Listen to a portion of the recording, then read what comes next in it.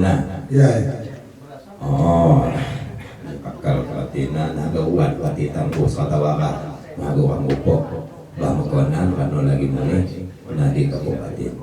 ya, Na fakultas ekip unilajo na toko patina anjau silau nagu kamupo nadi kepaksian perno. ya. Kalau misal juga patina juga bisa fokus keren-keren kita loh. Nah hagen ilu 7 tawai lah patina nagu kamupo. Nah saya bakal nampai juga gila kamupo di pembatin lagi di Payung Sepakri.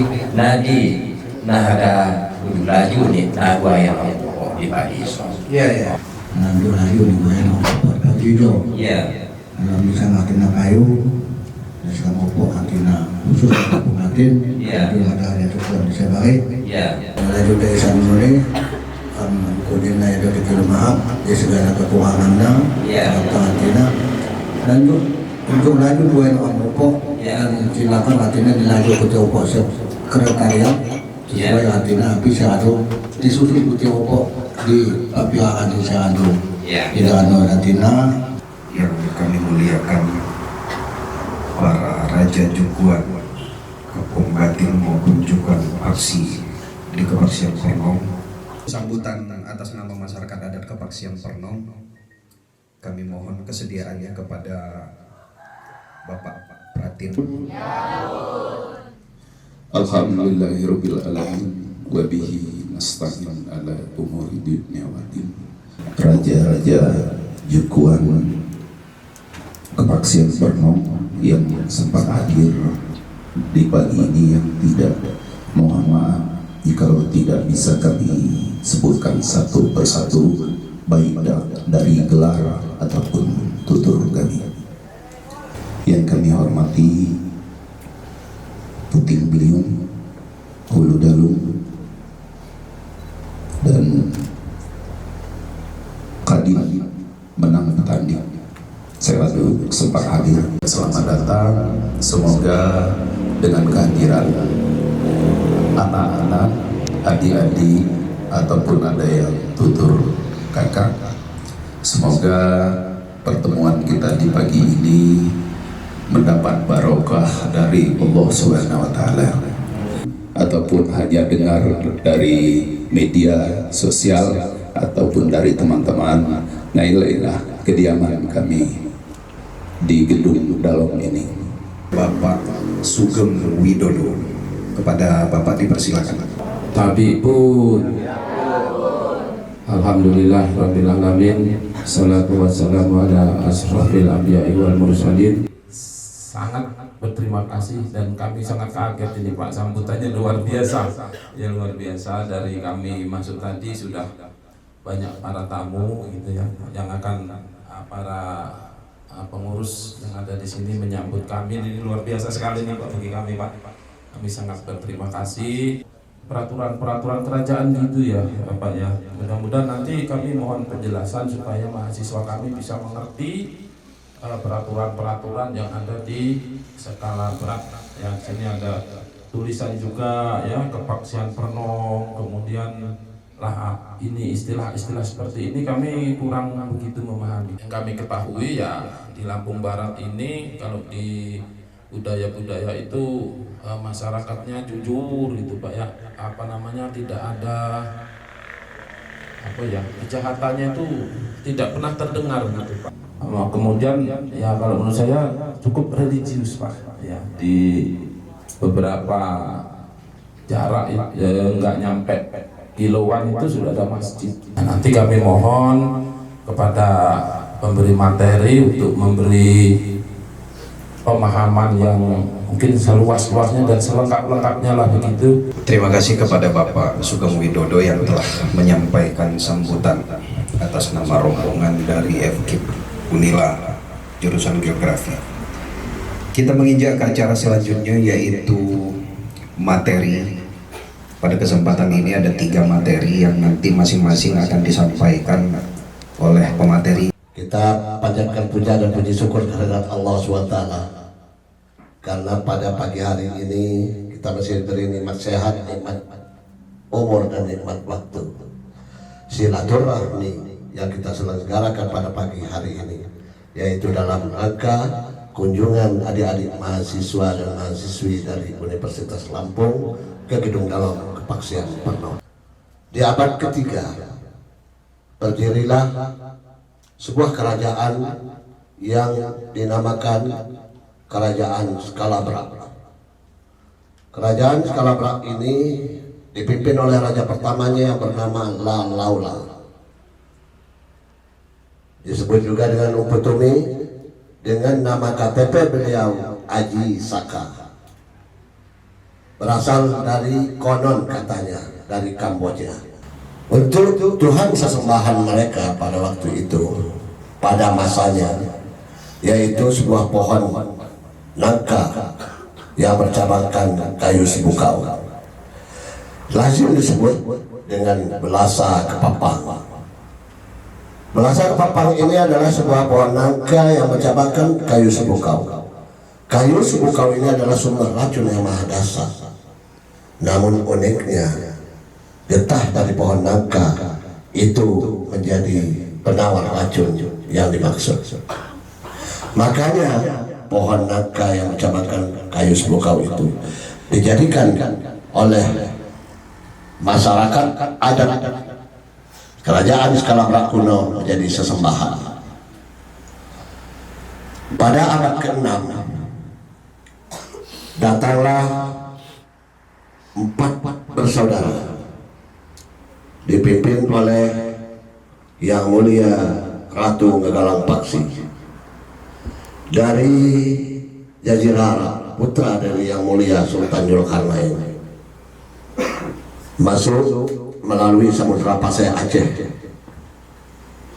Dari rombongan tersebut ada 8 orang dan 1 tinggal di Nangro Aceh Darussalam dan menjadi anak pertuan di negeri Aceh Darussalam.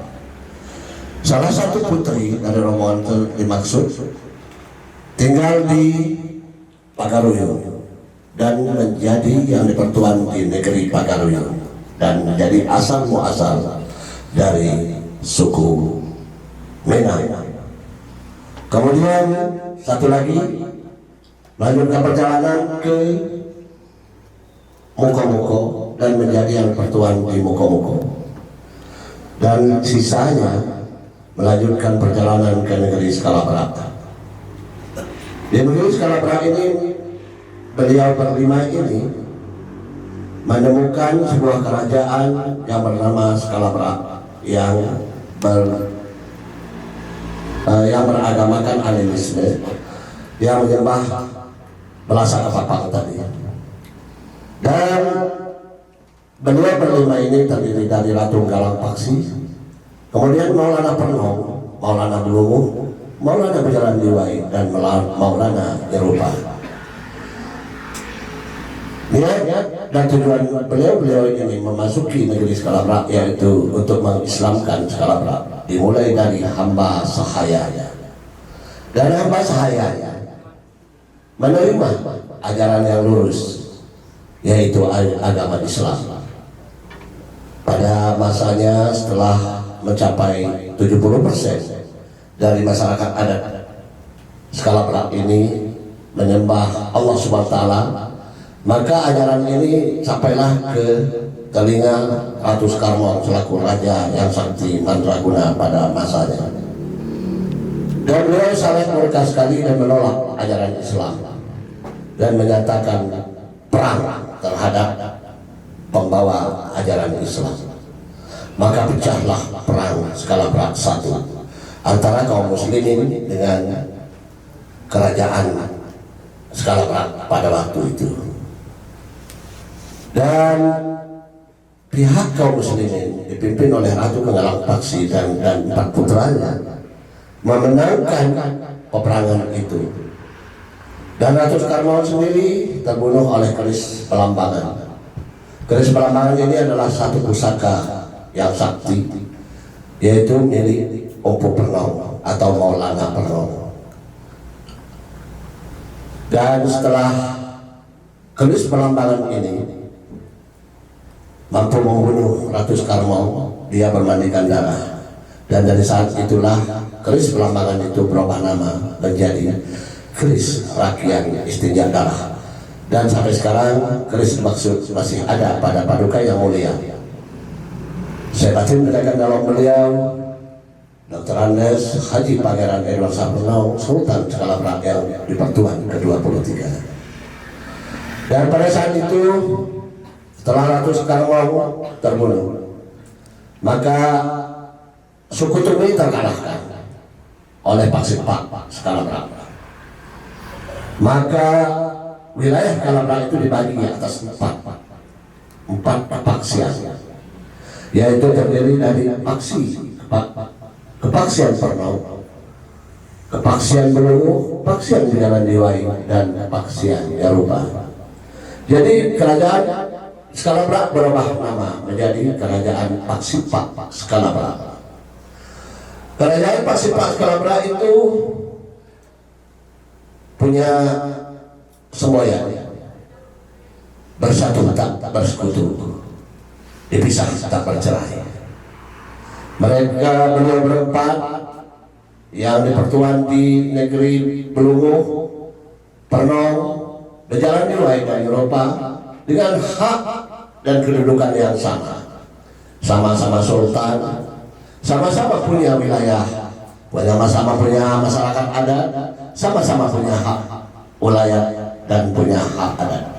Jadi kerajaan Skala Berat berubah menjadi kerajaan Paksipak Skala Berat. Salah satunya yaitu Kepaksian Perno yang tempat kita sekarang ini. Sementara kerajaan Kepaksian Perno ini terdiri dari abad ke-6 sampai sekarang, alhamdulillah masih eksis. Dan Gunung Dalong yang kita tempat kita duduk sekarang ini sudah berusia lebih dari 300 tahun. Gunung Dalong ini sudah 3 kali kena gempa dasar, yaitu gempa tahun 1883 dengan meletusnya Gunung Krakatau, dan gempa tahun 1993 pada tanggal 31 Juli 1933 dengan meletusnya Gunung Sulo, dan gempa di Februari 94 yaitu gempa tektonik. Alhamdulillah Gunung Dalong masih berdiri kokoh dan masih bisa kita pergunakan. Dinasti yang sekarang masih berkuasa dengan memimpin masyarakat adat Paksian Perno ini yaitu Paduka Yang Mulia. Saya batin pendekat dalam beliau Dr. Andes Haji Pangeran Edward Sapernau, SHMH, Sultan Skala Berat yang di Pertuan ke-23. Dan beliau adalah keturunan yang ke-23 kalau dihitung dari Ratu Ngagalan Paksi, sama ke-27 kalau dihitung dari Yang Mulia Mamelar Paksi. Jadi kalau Bapak, Ibu, adik-adik mahasiswa melihat ada sultan yang di Pertuan ke-27, itu berarti hitungnya dari Mamelar Paksi. Kalau ada yang di Pertuan seperti Sultan Jayaksuma IV, berarti dia menghitungnya dari Jayaksumanya. Kalau Paduka Yang Mulia saya batin mendekat dalam beliau Dr. Andes Haji Pangeran Edward Sapernau, sarjana hukum, magister hukum, Sultan Skala Berat yang di Pertuan ke-23 karena menghitungnya dari keturunan Ratu Ngagalan Paksi. Sebenarnya sama, berdirinya sama, perakatnya sama, tidak ada yang lebih tua dan tidak ada yang disebut anak bungsu dengan kedudukan yang sama. Mungkin itu yang bisa saya sampaikan tentang Kepaksian Perno, karena Paksian Perno ini adalah satu dari 4 paksi. Tapi pada tanggal 18 Agustus 1945 kerajaan Paksipak Skala Berat berubah nama lagi menjadi Kerajaan Adat Paksipak Skala Berat. Jadi kerajaan ini hanya memimpin di wilayah keadatannya, tidak ada mendirikan negara di dalam negara, karena kerajaan Paksipak Skala Berat ikut kepada NKRI, makanya berubah menjadi Kerajaan Adat Paksipak Skala Berat. Billahi taufiq wal hidayah. Wassalamualaikum warahmatullahi wabarakatuh.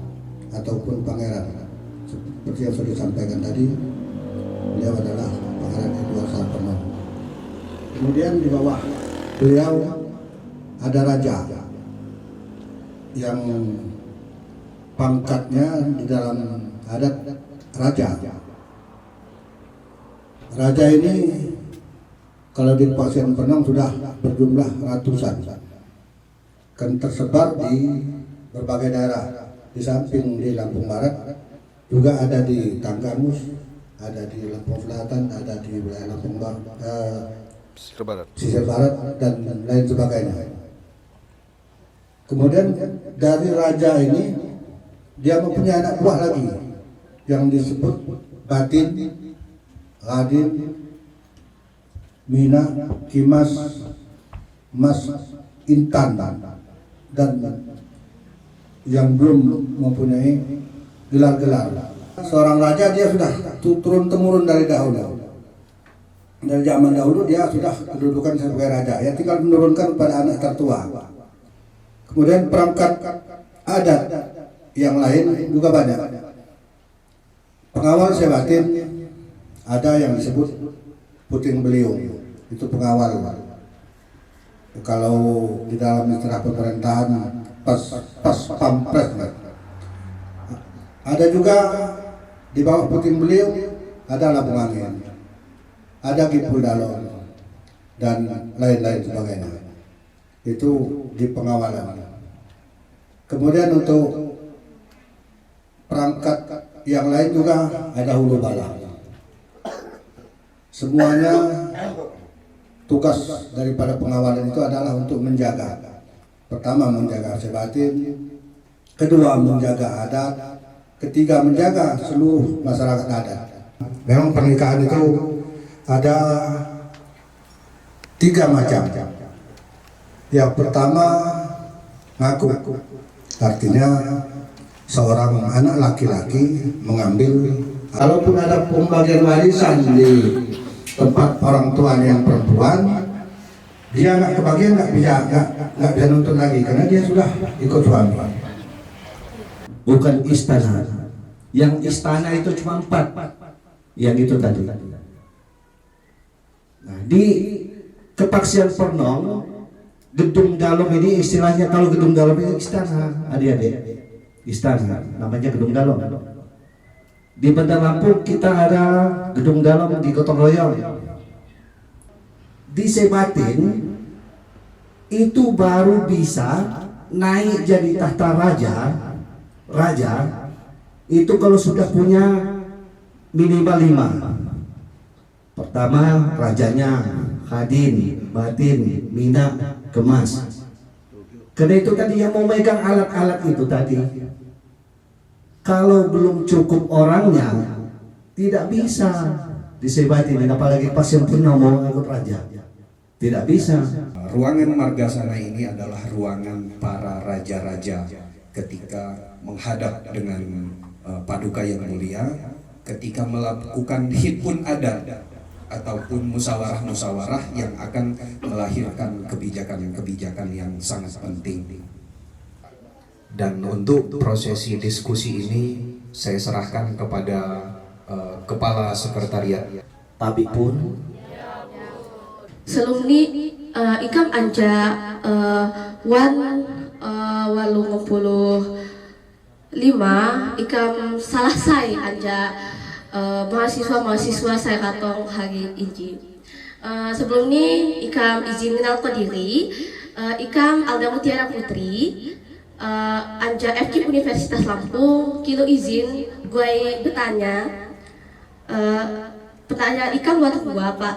Saya pertama anja penjelasan mengenai tata titino gohpa amun buat masyarakat saya ngelakukan pelanggaran anja tata titi jeno saya kadu dijelaskan ikam kilo penjelasan apakah buat hukuman atau punishment atau ke gogo denda atau api napa. Nah ikam kilo penjelasan anja penjelasan jeno.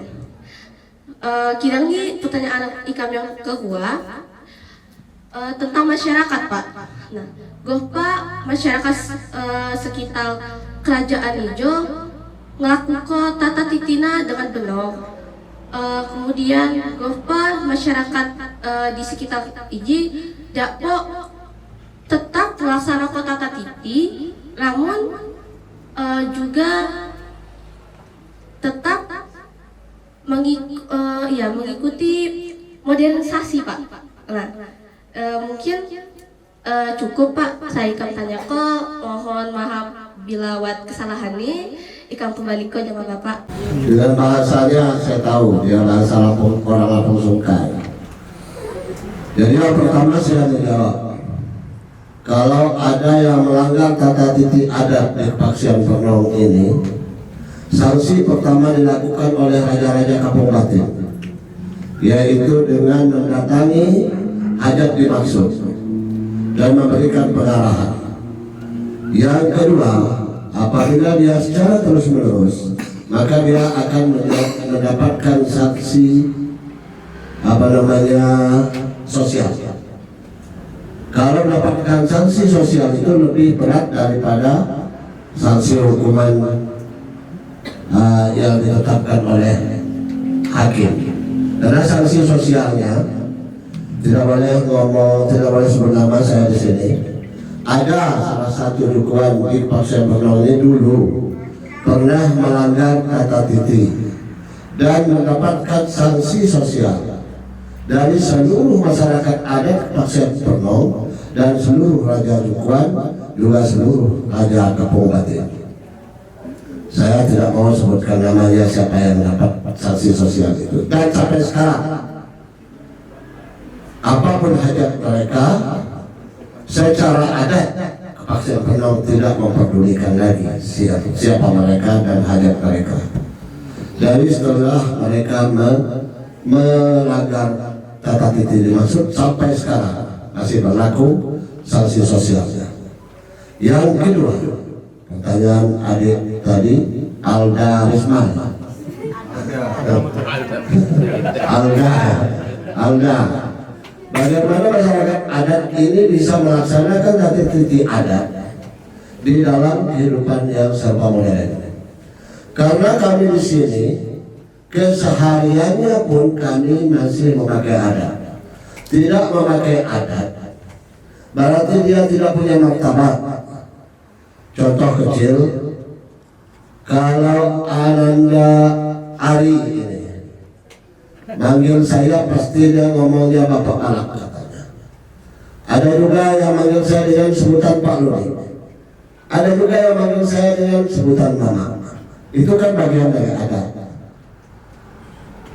Ananda Raja Pendaksa ini memanggil saya Pangah. Saya memanggil beliau Ananda Raja Pendaksa. Jadi kesehariannya kami masih tetap memakai adat dan tidak membuang adat itu dalam keadaan harus berorganisasi ini. Demikian. Setelah kerajaan Skala Barak Jeno kalah, kerajaan Skala Barak Jeno berganti nama jadi Kerajaan Kepaksian Pak Skala Barak.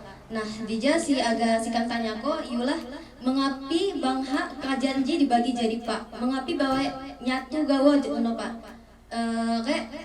Selama sejarah nih, pernahkah terjadi perebutan kekuasaan wilayah antara paksi-paksi yang ada, paksi Pernong, paksi Belungu, pasti Wai berjalan di Wai, paksinya Upa, Pak. Terima kasih. Yang pertama, setelah dimenangkan oleh kaum muslimin, kenapa kok dia menjadi 4 paksi tidak disatukan saja? Karena pejuang-pejuang muslim itu ada beliau berempat, yaitu Upu Pernong, Upu Belungu, Upu Berjalan Diwai, dan Upu Upa. Namun dalam hal itu sudah saya jelaskan terdahulu, mereka punya kesepakatan bersatu tak bersekutu, dipisah tak bercerai. Maka kerajaan Skala Barak menjadi kerajaan Paksi Pak Skala Barak. Itu pertanyaan 1. Pertanyaan 2, karena pernahkah saling mencaplok wilayah adat? Itu tidak pernah terjadi. Karena kalau Belunguh itu dari Jembatan Kuning Kali Semangka sampai ke Sumber Jaya. Kalau Penol dari Kali Semangka sampai ke pom bensin, dari Bukit Usagi sampai ke Suwoh, dan semua pesisir selatan dan separuh pesisir tengah. Itu wilayahnya. Kalau Kepaksian Pejalan Liwai itu wilayahnya yang paling kecil, hanya sependengaran kokok ayam. Jadi kalau ayam itu berkokok di gedung dalam Paksian Pejalan Liwai, sebatas mana kedengaran kokok ayam itu, sebatas itulah wilayah mereka. Tapi kalau ke Kepaksian Nyerupa itu dari perbatasan Pejalan Liwai tadi sampai kepada Tanjung Lengkayap Muara II, itu wilayah keadatannya, walaupun sudah berbeda provinsi. Dan sekali lagi saya tegaskan bahwa Paksipa Skala Berak, Kerajaan Skala Berak ini diyakini asal muasal suku bangsa Lampung. Demikian, terima kasih. Untuk sekarang Pak, bagian yang sekarang itu di mana ya Pak? Lalu kalau ada acara, apakah raja ini datang pada saat acara apa saja ya Pak? Atau acara khusus atau acara yang besar seperti itu Pak? Terima kasih Pak. Paduka yang mulia, saya batin pendekar dalam beliau Sultan Skala Berak yang Pertuan ke-23, Pangeran Dr. Andes Edward Shah Parnok SH/MH.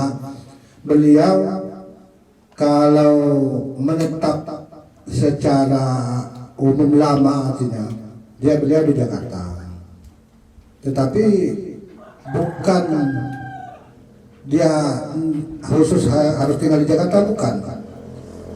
Setiap waktu beliau bisa saja pulang, ada perhelatan atau tidak.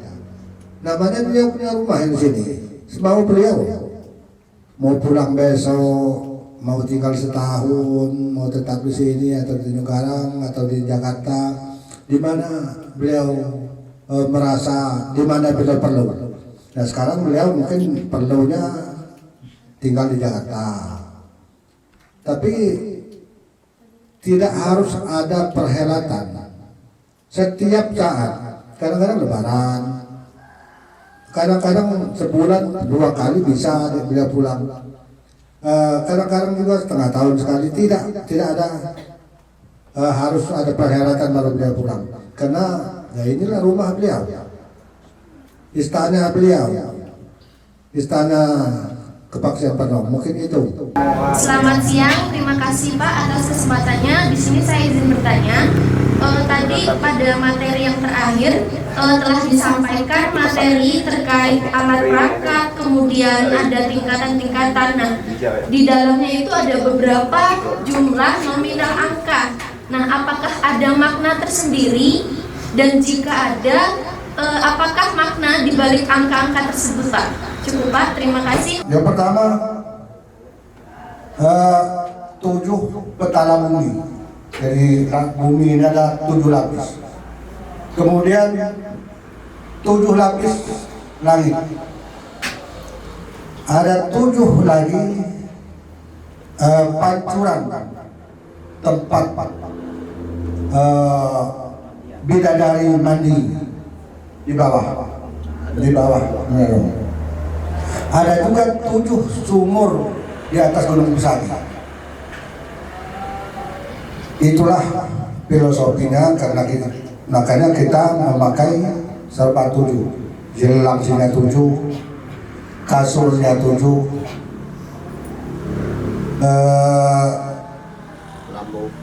kelambunya 7. Jadi kalau kelambu 7 itu di tempat tidurnya sebatin itu diistilahkan kelambunya 7 lapis, kasurnya 7 lapis. Itu diistilahkan, kalau beliau nggak tidur nggak mungkin lah 7 lapis kelambu, 7 lapis kasurnya, kamuan lagi nanti kan. Tetapi itulah filosofinya bahwa tempat tidur beliau kasurnya 7 lapis, kelambunya 7 lapis, sehingga serba 7. Jadi itu mengenai alat dandan yang jumlah hitungannya. Mungkin itu. Di sini saya izin bertanya, kan dalam perjalanannya pasti ada banyak kendala dalam melestarikan dan menjaga keberadaan kerajaan ini.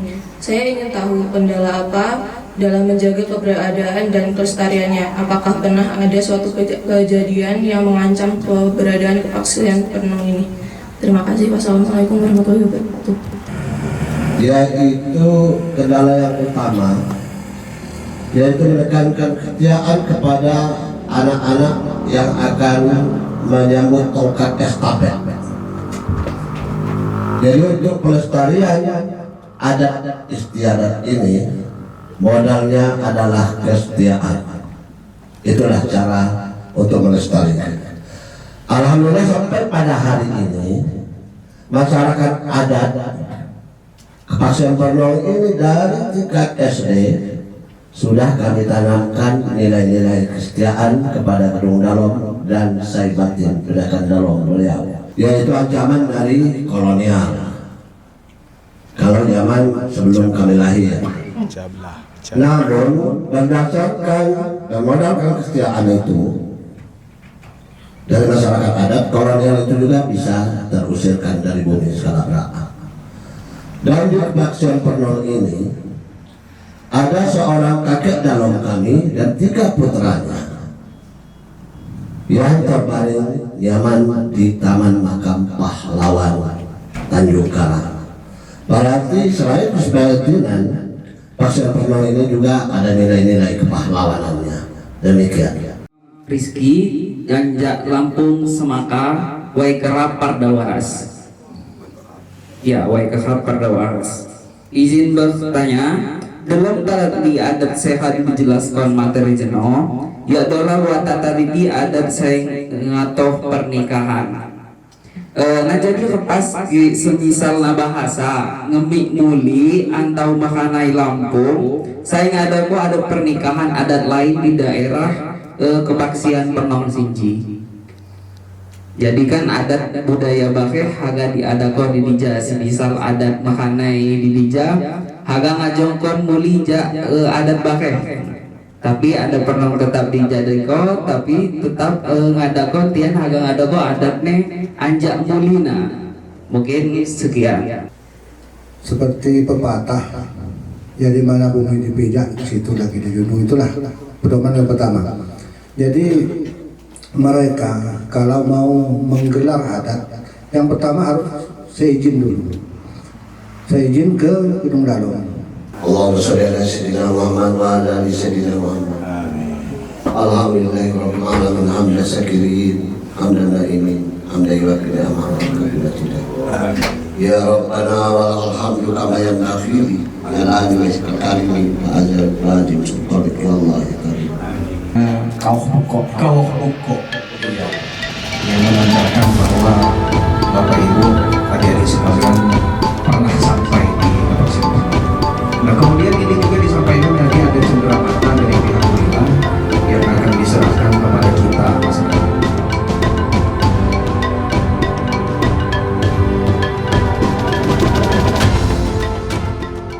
Kami sangat berterima kasih atas penghormatannya menerima kami, ya. Kami rombongan sebanyak 85 mahasiswa dengan tujuan untuk memperkenalkan kepada para mahasiswa tentang Kerajaan Skala-Berak ini secara dekat, ya. Adapun tujuan kami agar para mahasiswa memahami budaya tata adat yang ada di Kerajaan Skala-Berak ini, dengan harapan semoga dengan kami berkunjung ke sini menambah wawasannya dan kita bisa menjalin silaturahim untuk kedepannya, ya, khususnya dalam penyusunan tugas akhir. Jadi sekali lagi kami sangat mengucapkan terima kasih atas sambutannya dan mohon maaf atas segala kekurangannya. Memang sangat luar biasa Kerajaan Skala-Berak ini.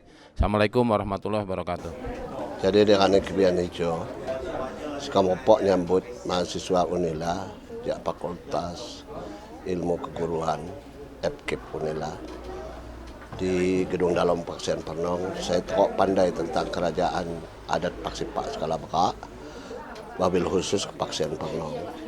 Wat sikam telujong pemateri antara lain sekian dua ya ma Kajabatin saya diwakili oleh Abang Ruskan juga Hulu Dalung. Sekian dua nyapaiko tentang selayang pandang skala baka Kajabatin nyapaiko tentang tata titi adat keseharian di kepaksian Pernong. Hulu Dalung tentang lapah ngiring komaju ke lapahan saya batin. Alhamdulillah punya titah nih paduka yang mulia saya batin pindakan dalam beliau Dr. Andes Haji Pangeran Edward Sapernong sana hukum magister hukum Sultan skala bak yang pertuan ke-23 kalau dapat ku lapah ko sikam kopok ni haniawat ni barang ni nyalahan sikam kopok ngatun ko ribuan kilo maham kano gawo saya dapat sampai ke sekolah. Terima kasih.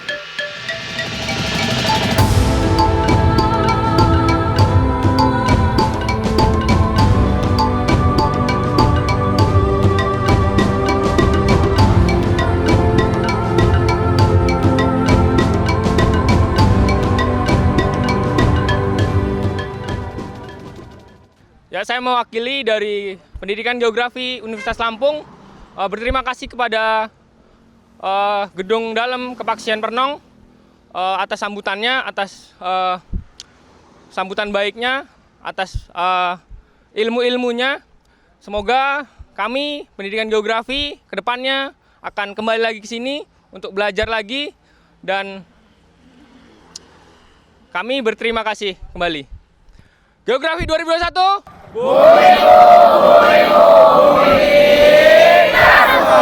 Tepuk tangan.